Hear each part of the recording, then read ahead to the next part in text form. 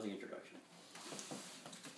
Hi y'all, it's me, your girl Catalina again, for Unfinished Business Productions, Rough Cuts with the very good, the hostess was the mostess, Jeff Gallashaw. Thank you for that warm introduction.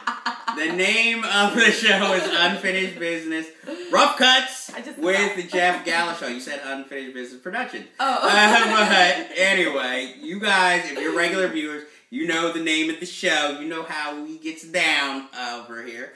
We are counting down our top films of the year in this episode. Finally, we've gone through the worst. We've gone through the honorable mentions. It is time for the best of 2012. And we are bringing it to you live, sort of, as we're filming. But first, of course, I gotta do my corporate thing. So I gotta plug Unfinished Business TV, the YouTube page where you can catch other episodes of Unfinished Business Rough Cuts, where I review more movies that are coming out in theaters and video or DVD, video on demand. And also, I am also a commentator on The Cinephiles, the movie commentary show. And we also have, The Cinephiles also has a YouTube page where you can catch older episodes of The Cinephiles and Unfinished Business, which is more my Andy Rooney-ish film topical show. And also, we all have Facebook pages. So you could check out Unfinished Business Productions. And don't forget to like us and leave any comments. Yes, we respond, to nice ones. Or at least favorable ones. There's Unfinished Business TV, which is more devoted to, obviously, more the TV aspect. And then there's the Cinephiles Facebook page. You can like them, join the group. There's a whole big group discussions over there. Also at Unfinished Business TV, because we need the viewers, we need the ratings, and we appreciate it. And also, the Cinephiles has a blog, cinephilestv.blogspot.com, which is where I tend to write more of my written reviews of movies, old and new, if I haven't made a video review of it. But let's get to the point, because you're like... You forgot one plug. Oh, excuse me? You forgot one other plug. Oh, there is, on the Unfinished Business TV channel on YouTube, a show called Tip starring Catalina Liriano. You guys haven't viewed or liked the show. Like it, please. Like it, make some more. Yes, because I'm sure we're all burning with more tips. And we'd like to do more, but if you guys don't respond, why are we going to do more? We got to keep it going, guys, Show some love. Trying to build an empire here, and it starts with you. Yes. So, without further... Wait, do I have any more vlogs? No, Did I forget anything? I think that's just about it. Okay, so, finally, the day before the Oscars, I present to you Jeff's, keep in mind Jeff's, Best of 2012, y'all! So, yeah, don't block it. I'm getting older, so I have to write this stuff down. So, number 20, The Avengers. It's like going on a roller coaster ride in the movie theater, because I saw it in IMAX 3D and it was awesome. I was like, whatever. She did not see it in IMAX 3D. She saw it regular and had been doing a little bit of the drinking at a midnight show. No. Yeah, okay. It was Cinco de Mayo, fella. So yeah. I didn't see it that day. You told me you saw it that night. No, I wanted to, but we ended up not going. But you did see it, and you only thought, but did you see it in 3D? I didn't see That's it in all 3D. that matters. Yeah. She did not see. I don't feel like that stuff makes a difference. Sometimes it does. It enhances the experience. I think it would have been a good film whether or not I saw it in IMAX 3D, but with it, it just enhanced the awesomeness that was there. Okay, I feel like you should probably see it without the 3D, so you get a more informed decision. Well, okay, I have watched it again. It wasn't as magical as the first time, but it was still good enough to make my top 20. Joss Whedon, I salute you, sir. Number 19, John Dies at the End, starring Paul Giamatti. This, I can't even describe the film in words. It's just so crazy, batshit crazy, that you have to see it to believe it, and I don't think even after you watch it, you will fully understand it. It's just that crazy. But it's a fun ride, it's gonzo, it's bonkers, And it's the type of cinema I like. If I can't describe it, and I had fun the whole time I watched it, and I still don't know what the hell happened, damn it, it's good. It's Don Coscarelli. Enthusiastic much? Oh my god.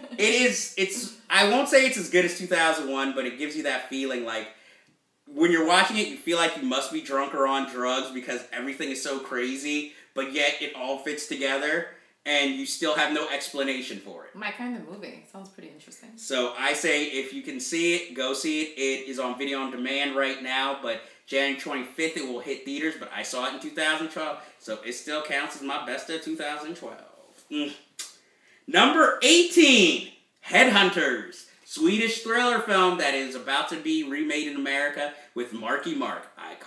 You call him Mark Wahlberg. I say how I first remember, Marky Mark. Headhunters, great thriller, totally surprising. I saw it on Netflix On Demand where it is still available, and I suggest you guys go try it out or check it out because it is totally worth watching. You will not be sad. If you like your thrillers, edge of the seat, and a little bit of humor thrown in, while the occasional ultra-violence, I think you will like it, and it's not predictable. Sounds good. I say you should check it out. Number 17, Looper, with Joseph Gordon-Levitt and Bruce Willis, directed by Rian Johnson.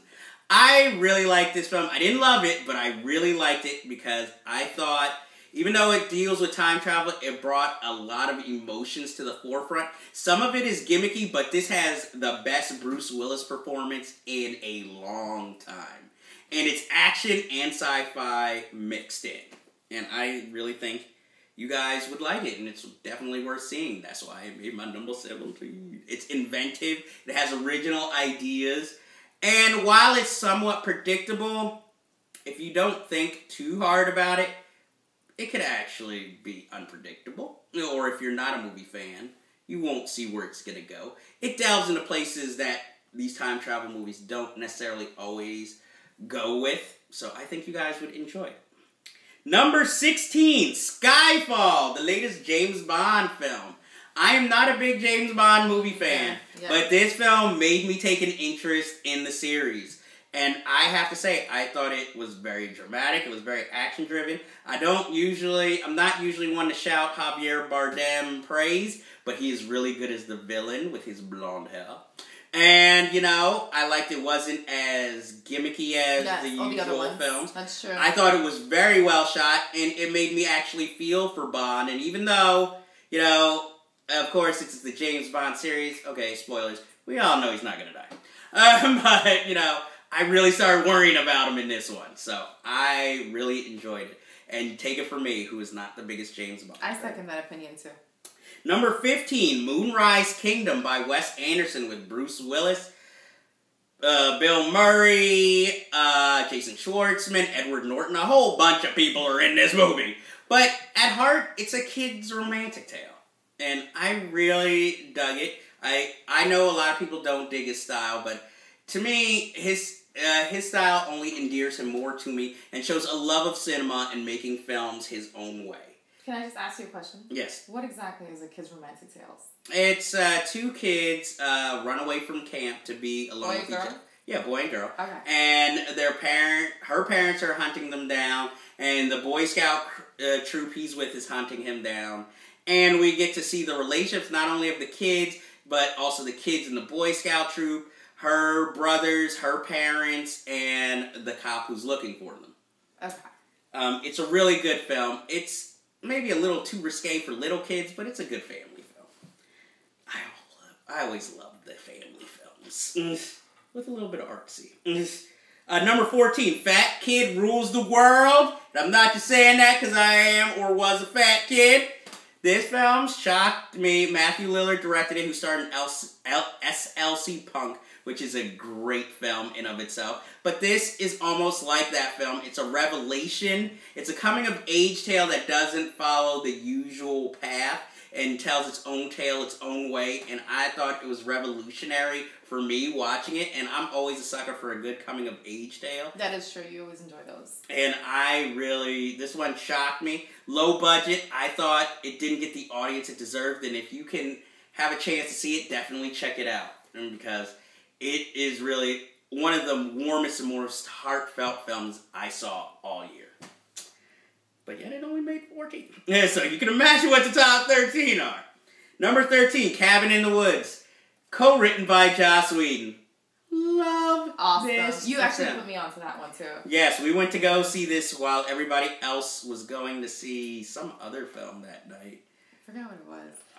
But it was an awesome movie. I really enjoyed it. Yes, I had to rush to see this before it was going to go out of theaters because it seemed like it was only playing in 2 theaters in New York City. And then, the night after I saw it, it went wider to a bunch of more theaters. But I don't regret seeing it when I did. I really enjoyed this film.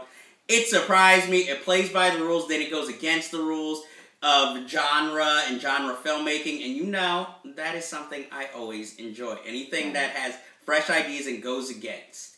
And I really enjoyed it, and I think a lot of you will too. I hope a lot of you did, because I just love this film. I loved it so much, I bought the making of book and the novelization of the book after. That's how much I love this film. Geek much? Hello, if you watch this show, I think you realize I'm pretty much in there. Number 12. This is a hit or miss for most people who have seen it. The comedy, which actually stars Tim and Eric from the television show Tim and Eric, Awesome Job. But this is more a dark comedy, improv comedy, and more dramatic. It's really hard to describe. You really have to see it, but I've noticed with most people's opinions, either they love it or hate it. To me, I found it as more of an anthropological kind of film, looking at hipsters, aging hipsters, and, you know, the relationships within each other and within themselves. Because this one involves, like, a guy who has a trust fund, and he's waiting for his father to die, and he's just so emotionless. He goes out there and does things and bothers people just to feel something, but then at the end, after it's all said and done, he still feels empty. And I'm sorry, that's a little moving to me, and I was just really shocked, because I'm not the biggest Tim and Eric fan, but I am shocked I really enjoyed this movie. The Comedy is the name of the title, by the way. Number 11, Zero